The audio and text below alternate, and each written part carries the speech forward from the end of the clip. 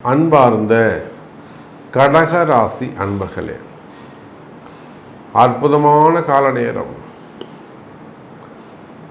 சந்திரனுடைய வீடு சூரியன் அமைந்திருக்கிறார்.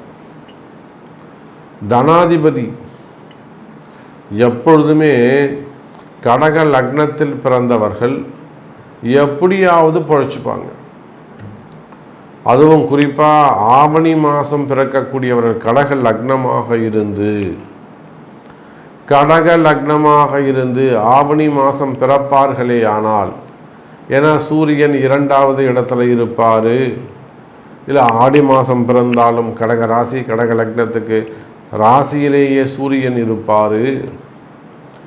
அப்போது சூரியன் கடகத்தில் சஞ்சாரம் செய்கிறார். இந்த ஆடி மாதம் முழுவதும் 30 நாட்களும் கடக ராசி ஆனாலும் கடக லக்னமானாலும் நீங்கள் சிறப்பான மாதம். உங்களுக்கு 2ஆம் அதிபதினு சொல்லக்கூடிய தனாதிபதி சூரியன் உங்கள் ராசியில் சஞ்சாரம் செய்கிறார். வக்ரம் பெற்ற சனி உடைய தொடர்பு. சனி கொடுத்தால் யாரும் தடுக்க முடியாது. அதை போல இந்த சனி சூரியன் சேர்க்கை மிகப்பெரிய பதவிகள், நீங்கள் சற்றும் எதிர்பார்க்காத பொறுப்புகள், ஃபேமிலியில், சொசைட்டியில், உங்களுடைய கட்சியில் புதிய பொறுப்புகள், புதிய பதவிகள் உங்களை வந்து சேரும் கடகராசி நேயர்கள்.